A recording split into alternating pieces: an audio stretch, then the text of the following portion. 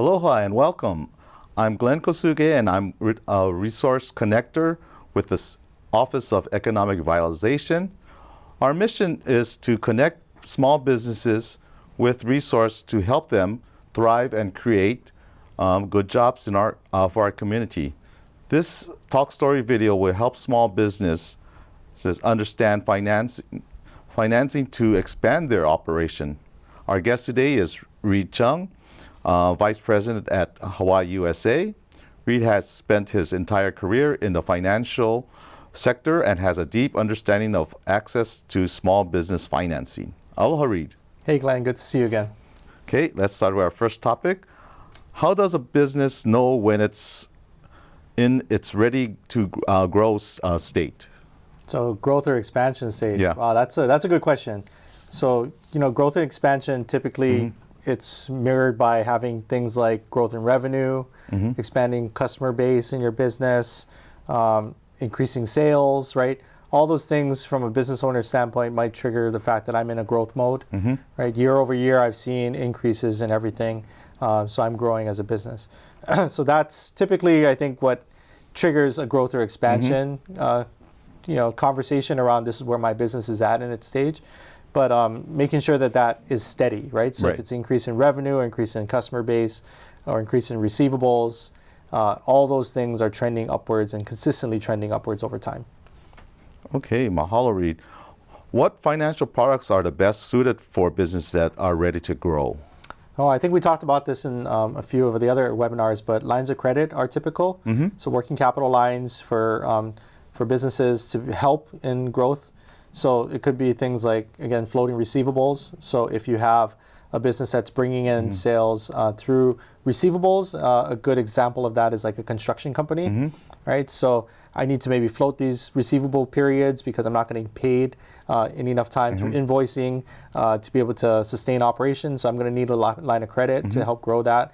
That way I can take on more receivables. I can, I can be a little bit more flexible with my terms so that I can get more revenue that way. A line of credit is a great tool for a business that's in growth or expansion mode, even a business term loan.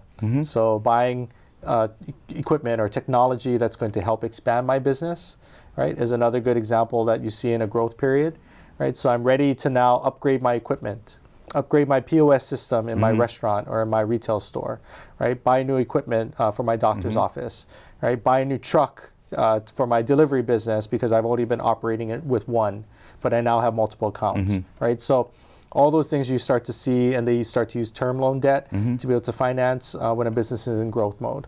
Another thing you might see in a business that's growing is I no longer want to pay lease rent. Yes. I want to own a property, right? And everybody knows growing up here that owning property is king, right? You want to make sure that you own the space that you're in, just like you want to own your own home.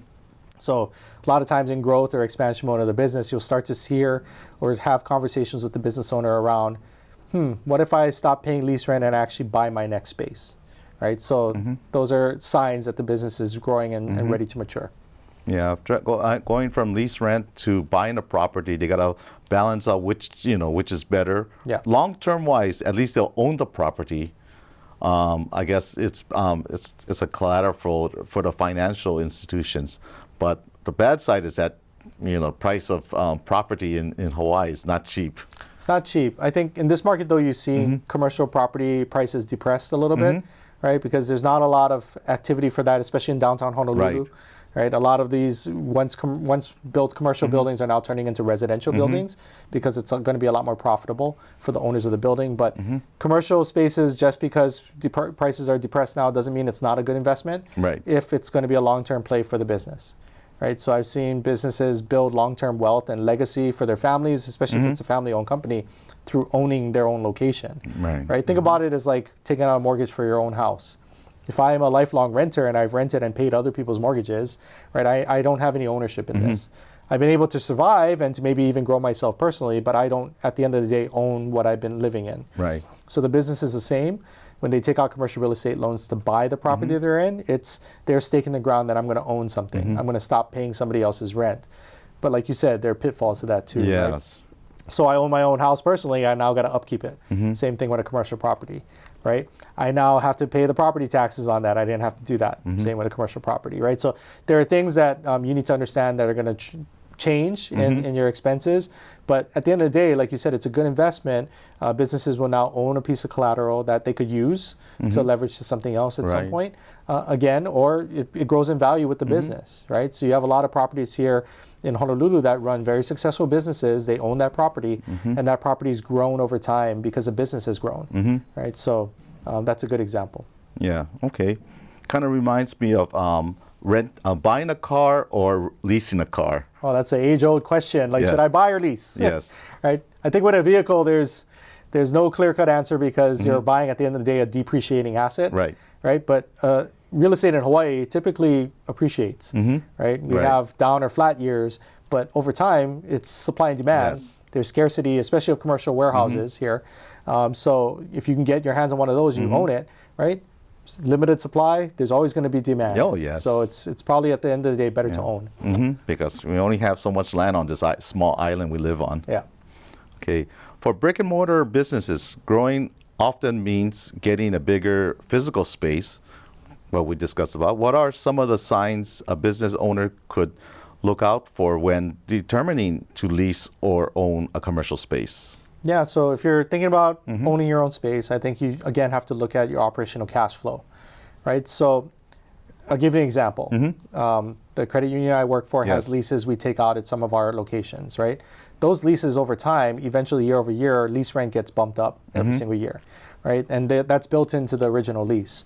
So at the end of the 10-year lease or so that you signed for, you're going to have your lease rent a lot higher than when you first start in year one. So from a cash flow standpoint for the business, I have to be able to grow year over year to offset that, and then even make more on top of it, right, to generate revenue. So understand that when you sign a lease is your lease rent's not going to stay static most times. It's going to grow because they're going to do bumps up in rent or in CAM, which is common area maintenance. So understanding that, then what is my cost benefit? What's the cost benefit analysis of continuing to lease? Right? Because if over time my lease expenses keep going up and maybe my revenue is staying flat, does that make sense for me? Right. So that's not a sure sign that you need to go buy, because again, you can go look at a different space and maybe the lease doesn't bump up as much or is in a cheaper location. But all factors considered, like, is this still good for my business if I move, right? Are my customers going to follow me? But when you make the decision, okay, I'm ready to purchase, it's really what is that purchase price and what is going to be my monthly payment on my loan, right? And am I going to be able to service that debt over time? And operationally, is my cash flow going to be able to pay that? Because the last thing you want to do is have that commercial mortgage put you upside down in your operational cash flow, right? Because now I'm paying too much along with other expenses to upkeep the space than I make, right? So it's a juggling act for the business owner, because you really have to understand your cash flow well enough to say, I'm ready to stop leasing and I'm ready to start owning, right? And then what is ownership actually going to cost me? So with that, there's insurance costs, right, that go along with it. There's taxes, right? There's upkeep and maintenance costs. So factor all those things in when you think about owning a space, because it's not as easy as just picking one up and operating out of.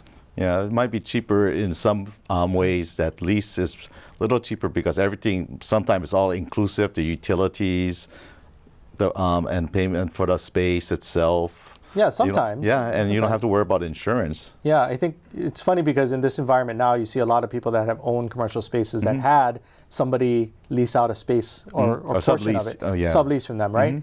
And with the whole job economy moving, to hybrid or remote work, now you see a lot of businesses vacating that space. And so as an owner, oh my God, what do I do, right? How do I change my business model, or do I sell at some point, right? Because I can't afford to keep that space anymore. I don't have my renter. So really understanding, I think, in this environment now, if I'm going to be an owner-operator and I'm really going to run my business out of that space, that's probably a lot more beneficial to own than if I'm going to own a space and then sublease different portions of that space or different bays or units of that space to other businesses. It may not be advantageous for me to do that at this point, right? So understand the market too, and when the timing is to be able to buy. Well, especially businesses, they just shouldn't jump into that, because depending on where, as you say, what stage the business are in, if there's a maturity that they don't have to really need it, or if it's their growing stage, then they might need to find somewhere bigger, larger, and more for the long-term usage, more practical. And that's where working with entities like the OER or your bank, right, can really help you with that conversation. Because I think if you start off your own business and you're really excited, I'm starting to make money right off the bat, the next thing they'll go to is, I want to buy, right? I want to own. And that may not be the right timing for that in your business. So really understanding, and maybe having somebody talk to you and give you a little dose of reality, like, hey, I think your business needs to do this before you get to this point, right? Or have you thought about this? Or have you shored up this in your operations before you start to think about ownership?